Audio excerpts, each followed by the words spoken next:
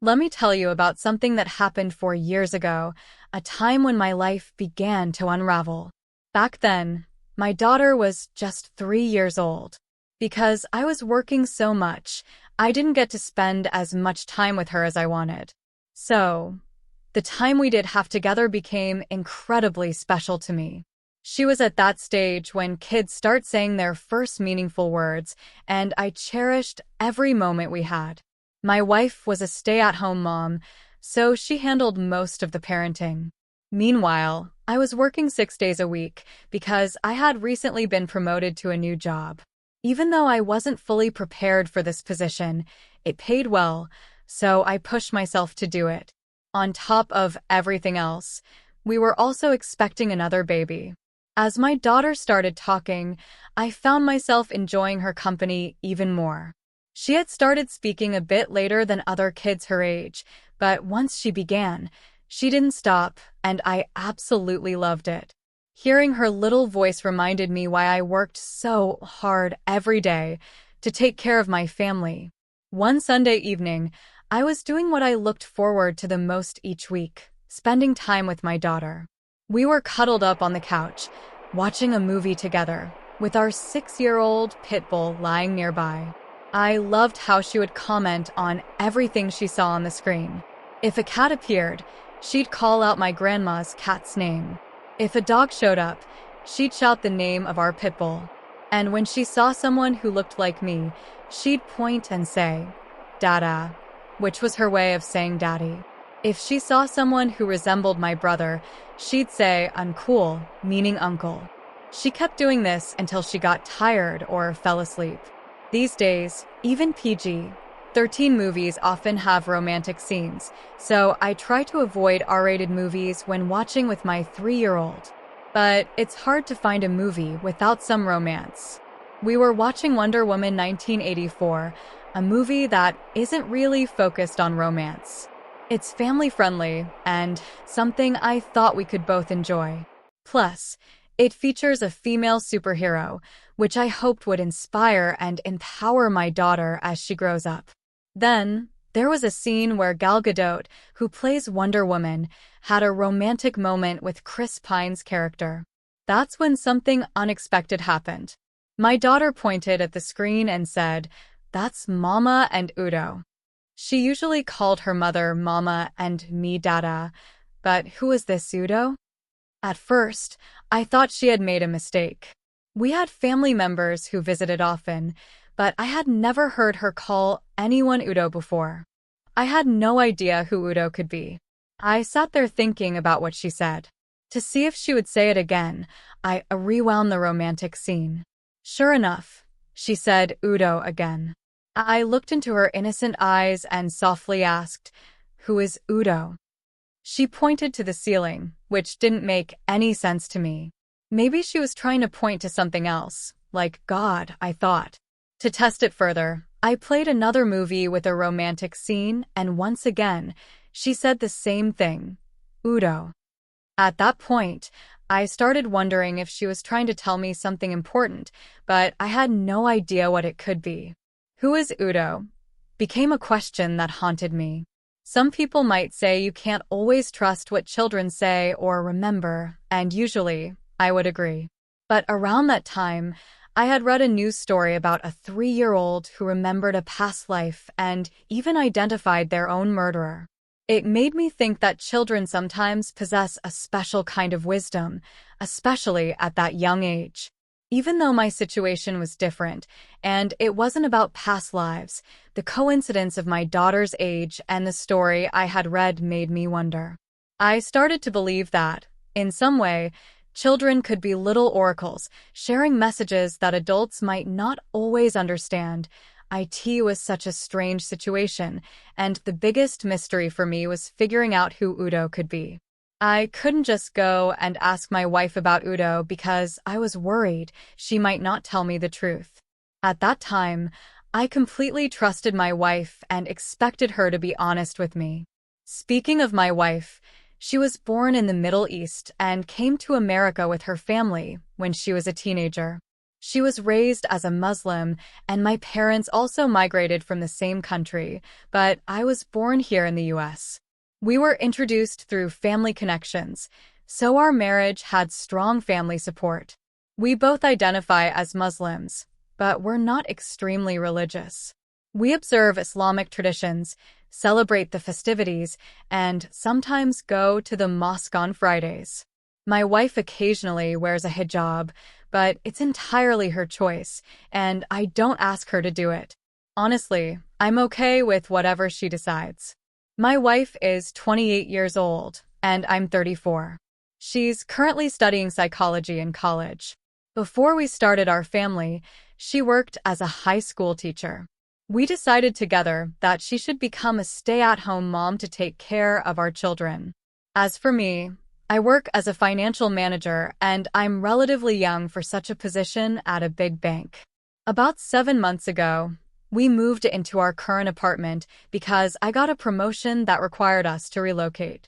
This promotion came with a significant pay increase of over $40,000. Now that you know the background, let me continue with the story. That night, after putting my daughter to bed, I couldn't stop thinking about who Udo might be. The idea of confronting my wife never crossed my mind because accusing her of something so serious without any proof would be foolish. Besides, my wife had always been an amazing partner. She was attentive, took care of the household chores, cooked delicious meals, and we had a healthy relationship in every way. There were no red flags whatsoever. So why would I accuse her of having an affair just because my daughter saw a movie scene and mentioned Mama and Udo? It seemed like a far-fetched idea. I didn't know who Udo was, and it could very well have been just something my daughter imagined. Accusing someone without solid evidence is a serious matter, and once those words are spoken, they can't be taken back. My next step was to find out who Udo really was.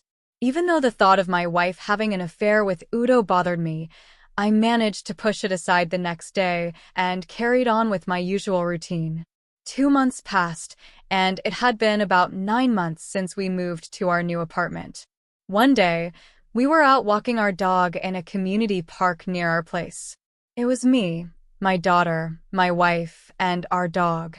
As we walked, we crossed paths with a man who was also walking his dog in the opposite direction. What was interesting was that our dog seemed to recognize the other dog right away. Both dogs acted like they knew each other, and my dog started running towards the man and his dog. I quickly pulled on the leash to stop our dog.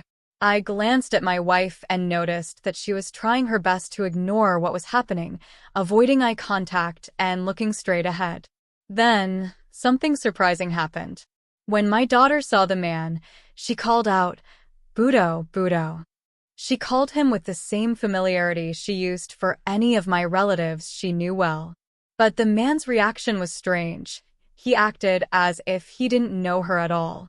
He ignored us, continuing to walk with his dog as if he were a complete stranger. He didn't acknowledge us, even when my daughter called out to him. I made eye contact with the man and gave him a polite smile. He smiled back, but then quickly continued on his way, dragging his dog along with him. It was such a strange experience, one that left me feeling like I needed answers. Even though the encounter with this stranger lasted only a few seconds, it felt like much longer because of the awkward energy that surrounded us. I glanced at my wife again, but she was still staring straight ahead as if nothing unusual had happened. I couldn't ignore it anymore, so I asked her who the man was and whether we knew him. She responded dismissively, saying he was just an upstairs neighbor, someone she barely knew. But her answer didn't sit well with me. I immediately asked how our daughter knew his name if he was just an upstairs neighbor. My wife then explained that the man often let his dog off the leash, and it would come looking for our dog. She said they had interacted several times, and during those times, the man would greet our daughter. It seemed like a reasonable explanation, but something still bothered me. I couldn't stop thinking about what had happened 2 months earlier when my daughter saw a romantic scene in a movie and called out, "Mama and Udo." Now, this same Udo turned out to be our upstairs neighbor. Coincidence? I didn't think so. Back then, when I asked my daughter who Udo was, she pointed to the ceiling, which I found strange. And now, my wife was confirming that Udo was indeed our upstairs neighbor. This couldn't just be a coincidence. Something was going on, and I was determined to find out what it was. My wife's behavior started to seem odd, and she was acting secretive. I had never caught her in a lie before, and I always believed she would be honest with me. But now, there was a suspicious feeling in the air. We walked in silence for the rest of our stroll, and my mind was racing with all the what-ifs. The idea of my wife being close with another man disgusted me. Even though I didn't have solid evidence, just the thought of it made me feel uneasy. Before we reached our apartment, my wife noticed how quiet I had become and asked me what was wrong. I just replied, "Nothing," and stayed silent, lost in my thoughts. Once we got home, I abruptly asked her the name of the man we had just encountered. She seemed surprised by the sudden question and claimed she didn't know his name. I could tell she was upset and sensed that I was suspicious, but it wasn't the right time to confront her. I needed to gather evidence first. The next day, I couldn't think about anything else. They say where there's smoke, there's fire, right? So I went online looking for answers. I found forums where people shared similar stories and sought advice on what to do when they suspected their partner of having an affair.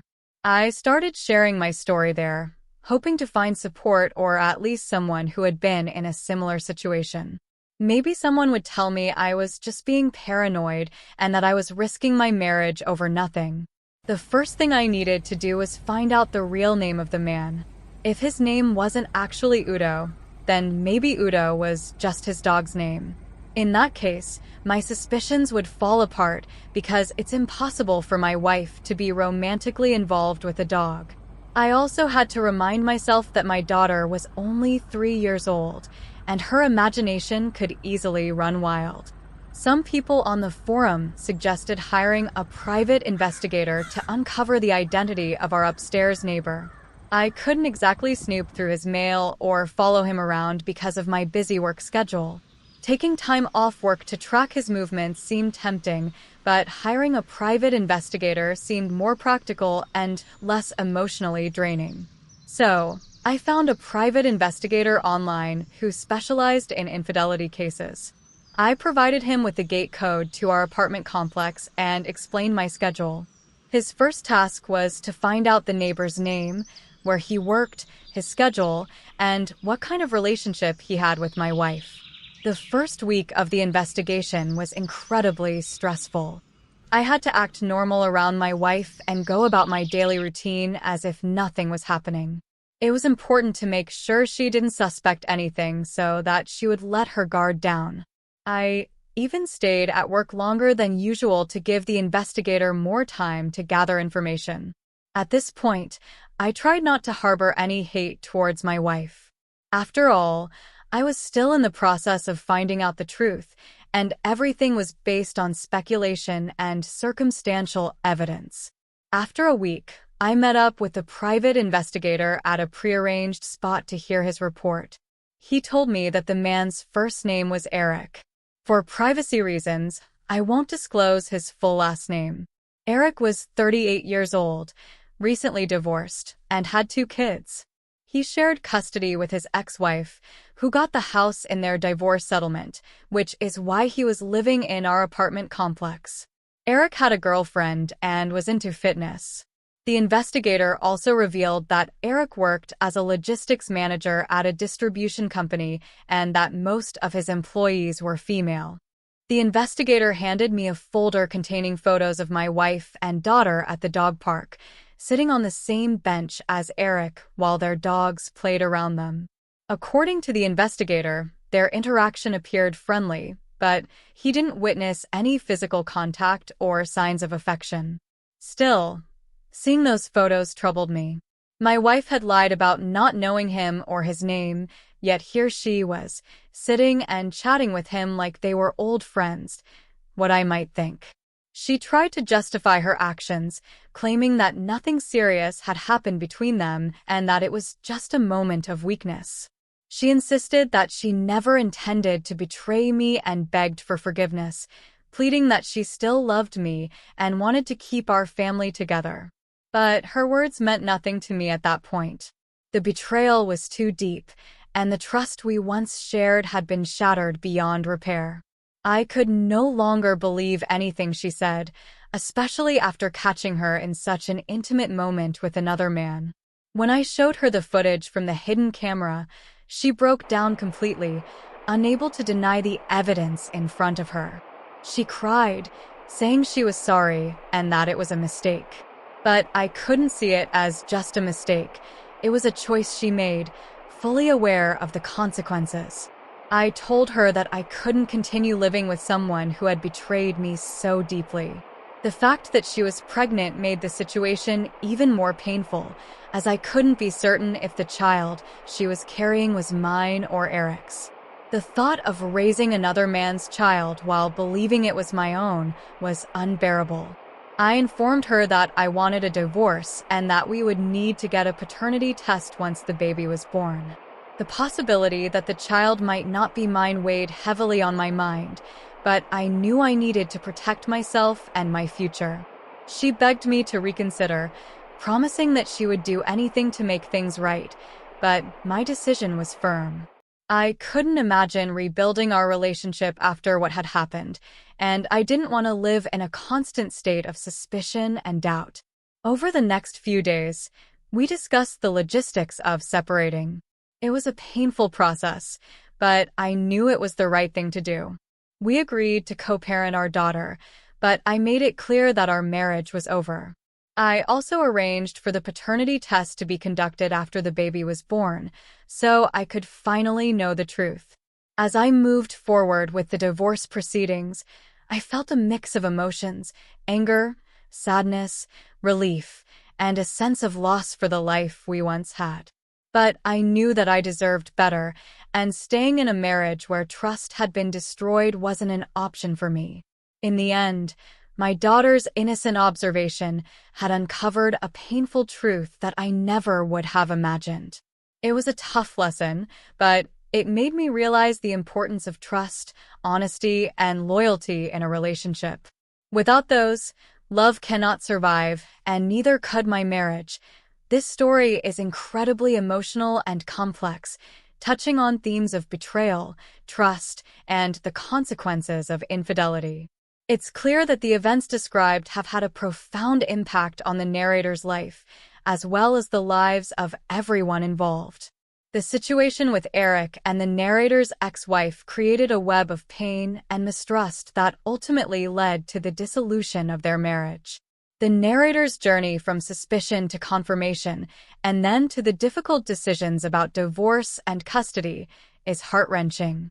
The emotions described, ranging from sadness and humiliation to relief and a sense of justice, paint a vivid picture of someone trying to navigate a deeply painful experience while maintaining a sense of responsibility, especially for his daughter. The actions taken to expose Eric and ensure that justice was served show a determination to protect the narrator's dignity and ensure that the wrongdoings didn't go unpunished. The narrator's focus on his daughter's well-being, even after everything that happened, highlights his commitment to being a good father, despite the challenges he faced.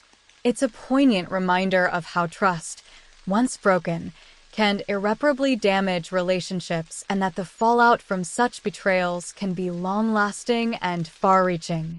The narrator's decision to maintain full custody and provide a stable life for his daughter demonstrates his dedication to moving forward and creating a better future, despite the painful past.